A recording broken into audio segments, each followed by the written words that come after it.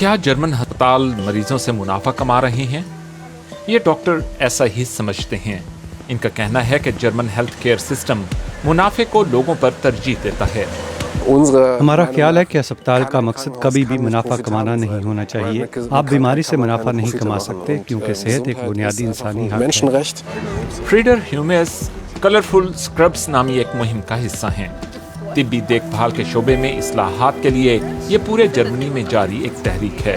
फ्रीडर के मुताबिक German system doctors को मजबूर करता है कि वो अखराजात को मुसलसल ज़हन में रखें और ये जल्द से जल्द मरीजों की आमदोरफ्त पर मजबूर करता है। ये बेयारो मददगार होने का एक एहसास है, इंतहाई मायूसी का एहसास, क्योंकि हम में से कोई भी इस तरह काम करना नहीं चाहता। जब आप पर काम का बहुत ज्यादा दबाव हो तो आपसे गलतियों का इम्कान होता है। आप थक जाते हैं और तवज्जो नहीं दे पाते और फिर अपनी शिफ्ट के इख्तिताम पर आप ये सब कुछ अपने साथ घर ले जाते हैं। और ये सूरत हाल तिब्बी शोबे के तमाम ही अरकान को दरपेश है।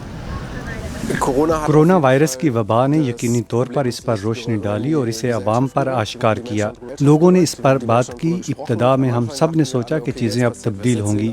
लोगों को अब मालूम होगा कि हमें कितनी कम तवज्जो मिलती है, लेकिन फिर कुछ भी तब्दील ना हुआ।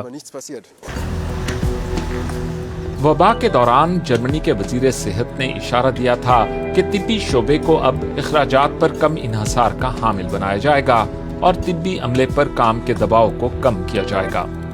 फ्रीडर ने हाल ही में अपने काम के औकात में कमी की है। उनका कहना है कि जब तक हुकूमत वाकई ठोस इक़दामात नहीं करती, वो इस मुहिम को जारी रखना चाहते हैं। मुझे अपनी जॉब से मोहब्बत है और मैं अपना काम इस तरह करना चाहता हूँ कि मेरा ज़मीर मुतमईन रहे। ये मालूम हो कि मरीजों की वाकई निगहदाश्त हो रही है और बतौर डॉक्टर 10 या 15 बरस काम करके मैं बर्न आउट या डिप्रेशन का शिकार ना हूँ।